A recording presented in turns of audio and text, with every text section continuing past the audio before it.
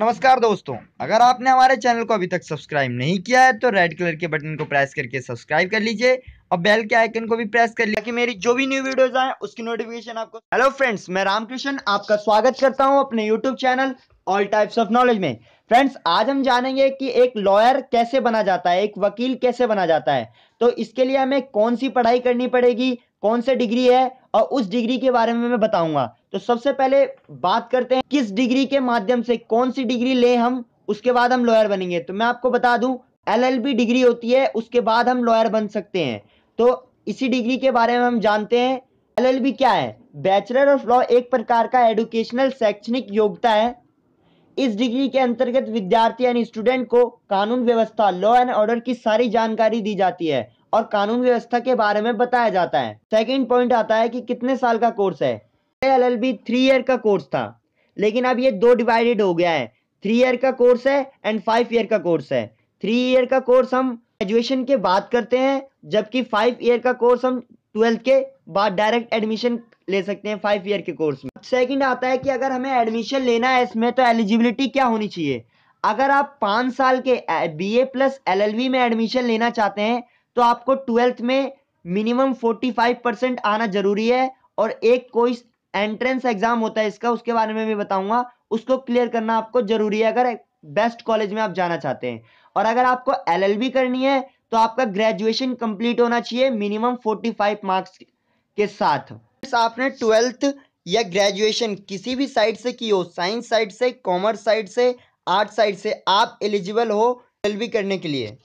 दोस्तों, अब चौथी बात आती है कौन कौन से एंट्रेंस एग्जाम होता है नेशनल लेवल पे, स्टेट लेवल पे, यूनिवर्सिटी लेवल पे।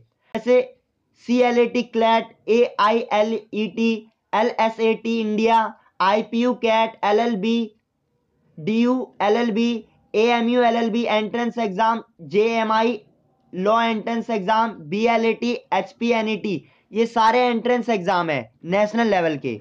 इनमें से आप कोई एक भी क्लियर कर देते हैं तो आपको बेस्ट से बेस्ट कॉलेज में मिल जाएगा। अगर आप किसी स्टेट में तो स्टेट लेवल का भी है, KLETS, LAWCET, MHCET लॉ, ये स्टेट लेवल के हैं। अब यूनिवर्सिटी लेवल की भी है, BHUET law, BUPCET law, Christ university law, RULET।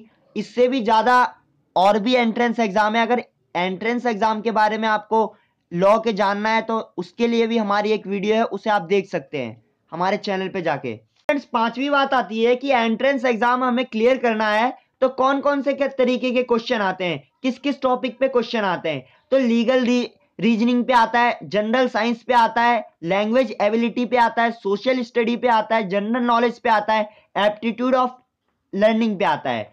अब छठी बात आती है एलएलबी कर, मेन बात है कि एलएलबी करने के बाद हमें जॉब किस किस प्रकार की मिलेगी। तो एडवोकेट बन सकते हैं हम, अटॉर्नी जनरल बन सकते हैं हम, डिस्ट्रिक्ट एंड सेशन जज बन सकते हैं हम, लॉ रिपोर्टर बन सकते हैं, लीगल एडवाइजर बड़ी बड़ी कंपनियों में बन सकते हैं हम, मैजिस्ट्रेट बन सकते हैं, ऑथ कमिश्नर बन सकते हैं, पब्लिक प्रोसिक्यूटर बन सकते हैं, teacher in any college, law के टीचर बन सकते हैं किसी भी कॉलेज में, ट्रस्टी बन सकते हैं, बैंक में लॉ ऑफिसर बन सकते हैं, क्रिमिनल लॉयर बन सकते हैं हम।